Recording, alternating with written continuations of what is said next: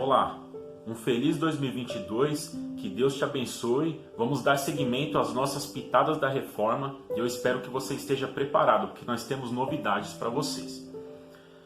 Na carta de Paulo aos Gálatas, no capítulo 1, versículo 9, o apóstolo Paulo enfrentou grandes problemas com falsos ensinos de falsos mestres judaizantes que adentraram a igreja cristã para manipular os seus ensinos, para distorcer. Eles ensinavam que era necessário que os cristãos que assumiam a fé em Jesus Cristo se circuncidassem, que guardassem as festas judaicas, que fossem praticamente judeus cristãos. E o apóstolo Paulo escreveu essa carta instruindo os Gálatas contra estes falsos mestres. No capítulo 1, versículo 9, o apóstolo afirma o seguinte: assim como já dissemos e agora repito, se alguém vos prega evangelho que vá além daquele que recebestes, seja anátema. O apóstolo Paulo foi bem claro: se os Gálatas estivessem recebendo algum evangelho que não fosse aquele ao qual o próprio apóstolo pregou, que fosse anátema. Ainda que fosse um anjo do céu, que fosse anátema, ou seja, que fosse rejeitado, que fosse tido como impuro, que a igreja não aceitasse essa perversão do evangelho.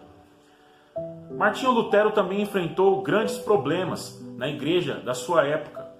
Ele buscou reconstruir a pureza do evangelho e enfrentou muita resistência por parte da igreja da sua época, a igreja romana.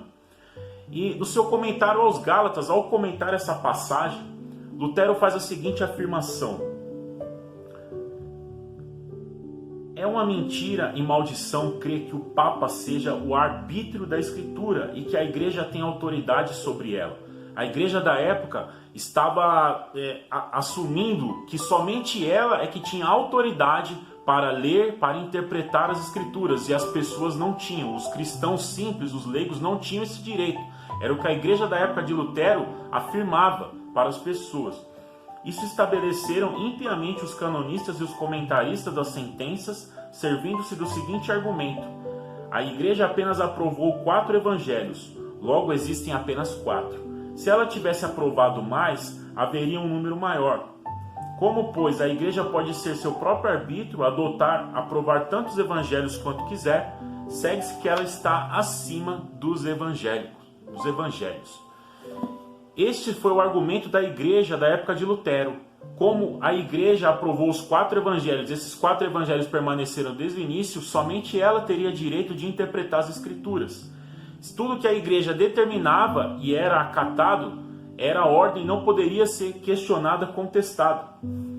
E Lutero afirma: para refutar essa doutrina ímpia e blasfema deles, tens aqui um texto muito claro e um raio divino, onde Paulo simplesmente agarra todos a si mesmo, um anjo no céu, os mestres na terra, e quanto há de mestres, os submete às sagradas Escrituras. Esta rainha deve reinar, e ela todos devem obedecer e se submeter. Ou seja, Lutero diz que o próprio apóstolo Paulo, ele pega todos e coloca no mesmo balaio, no mesmo círculo, e afirma que ainda que Paulo, ou Pedro, ou qualquer outro, pregasse um evangelho diferente daquele que foi ensinado pelo Senhor Jesus Cristo, que Paulo estava pregando, que fosse anátema. E Lutero continua: tanto o Papa como Lutero, Agostinho, Paulo ou um anjo do céu não devem ser mestres, juízes ou árbitros, mas simplesmente testemunhas e confessores das Sagradas Escrituras. Nenhuma outra doutrina na igreja deve ser transmitida e ouvida a não ser o verbo puro de Deus. Caso contrário, os mestres e seus ouvintes devem ser amaldiçoados com sua doutrina. Precisamos entender que nem Lutero, nem Calvino, nem o Papa, nenhum desses pode afirmar infalibilidade, mas somente a palavra de Deus é infalível. Somente o verbo de Deus, Jesus Cristo, é que traz a verdadeira vida e é que traz aquilo que pode transformar a vida dos homens, ou seja, o seu sacrifício na cruz. Então não devemos entender que a igreja está acima da palavra, mas a palavra está acima da igreja. A palavra de Deus é como um raio que desce.